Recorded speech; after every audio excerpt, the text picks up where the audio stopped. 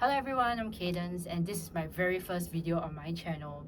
To be honest, I procrastinated for a very long time for this video. I was telling myself that I needed a perfect niche, I needed to have a very clear idea, I needed to look good before I could shoot this video. All the rookie mistakes I have made as a beginner started coming back to me. And that also brings me to the topic that we are going to talk about today, which is on completions.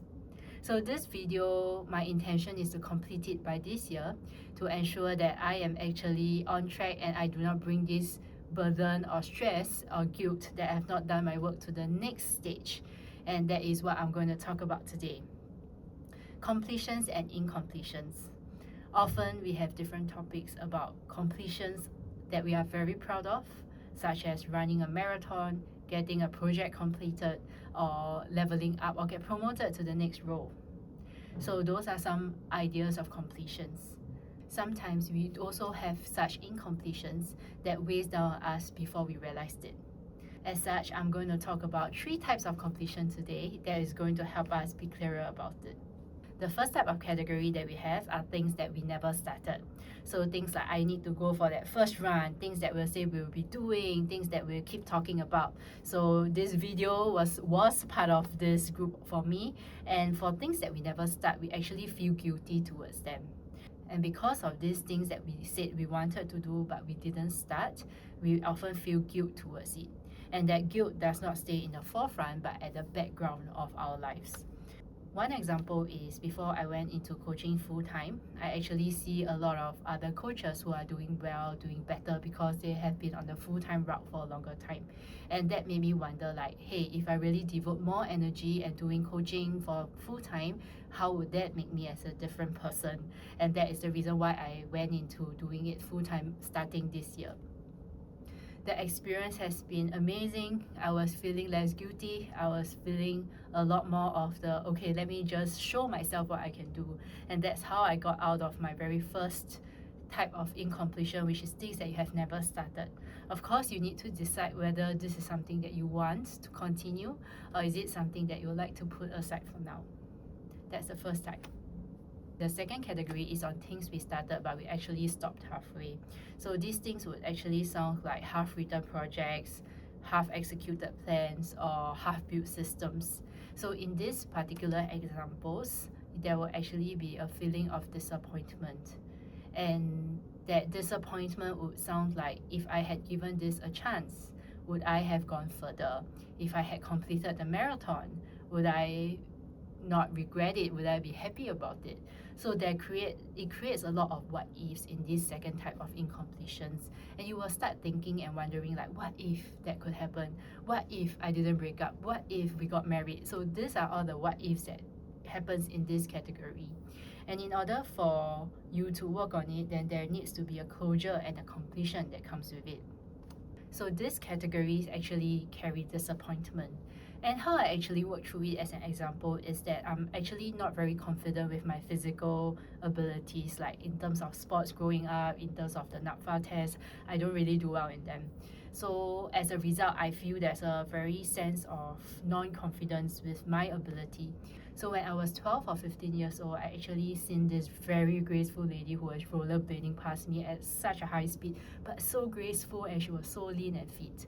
And that made me aspire towards her. But I didn't do anything.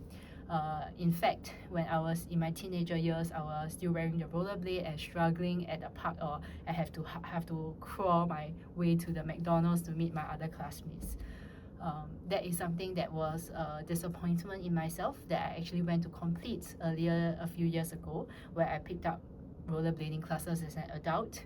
I had to deal with the embarrassment that I felt, but in the end I managed to complete all my classes and I'm able to at least complete the park fully, even though I did not complete fully at the level that that graceful lady is at, but I'm actually very thankful about where I ended up. The third category that we're going to talk about is actually the heaviest among these lots, and it's things that have emotionally ended but not declared. So these could be things that the job that you mentally checked out of, but you still continue around, or it's like the version of yourself that you no longer are, but you still had to suppress yourself such that other people around you can still accept you, or it's like the dreams that you once had that you chose to give up on, or the expectations you're trying to meet, or the relationship that you have ended. So all of these things that have ended but you have not come to a closure with them are things that carry grief. And grief in itself is something that requires space, time, and a process to actually get past them. So recently, I finally completed the chapter of my identity as a marketer. I started off my career doing marketing in all the different functions in my first few years before pivoting into e-commerce product manager and eventually into a full-time coach.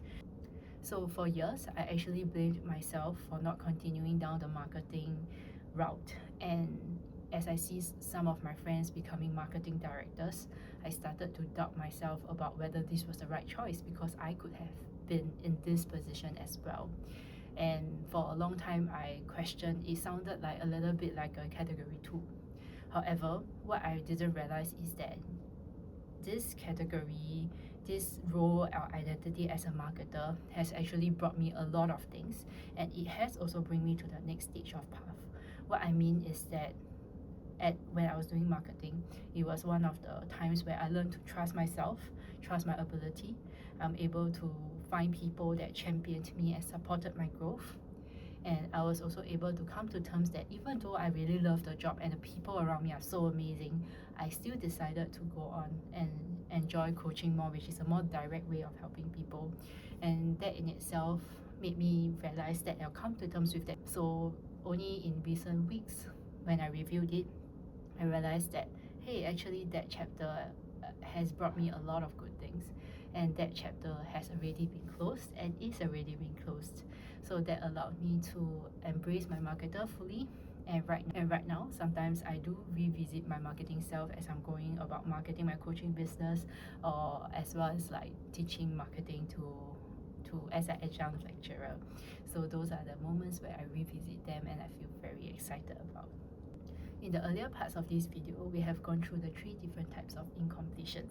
And the important next step is for you to actually be aware of them first, so acknowledge them for what they are, and then decide what is actually the best way to complete them in your own definitions. If you need any support, I'll be here. If not, look forward to seeing you in the next video.